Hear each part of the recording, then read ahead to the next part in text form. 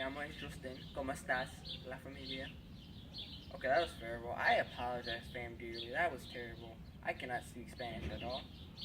But today we ain't doing that. We're doing interest groups because that's the only thing I know. So, we're doing interest groups because it's basically easy subject to me to know, understand. So, to start this off, we'll do the history of interest groups.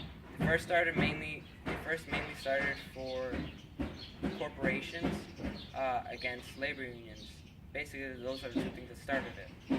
Then it switched over to more rights and equality-based things, such as racial equality and then women's rights.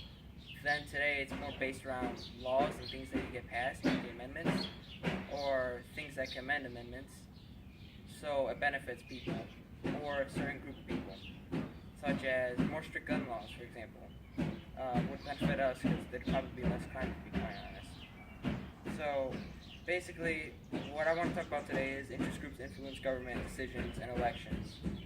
So, they basically do this by basically grassroots lobbying, basically convincing congressmen or congresswomen to do a certain thing or pass this idea because of the fact it benefits this type of people and probably this congressman or woman in some way.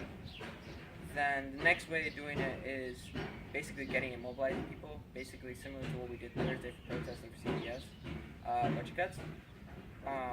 That way it just spreads the word and people understand what we're doing. Then you have grass tops, which is sort of in a sense of manner like bribery, but technically it's not by law. Technically it is in my opinion and a lot of other people's opinions. So yeah, it's sort of like bribing someone to do this because they get some type of benefits, sometimes even money or gifts, which is why it's sort of considered like bribery. Then you have advertisements, which we all know work very well during elections.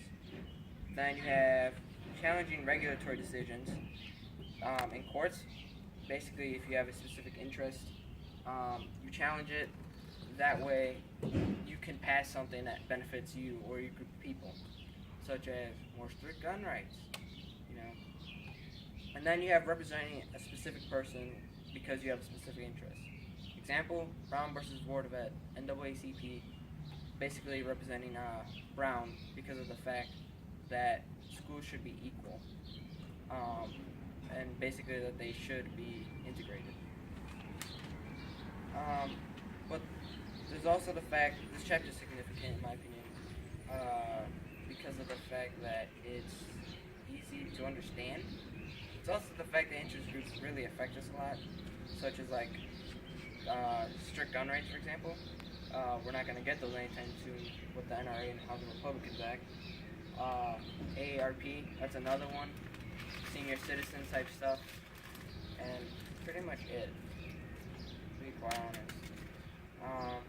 That's why I think it's important, to be quite honest. And that's why we should know about it.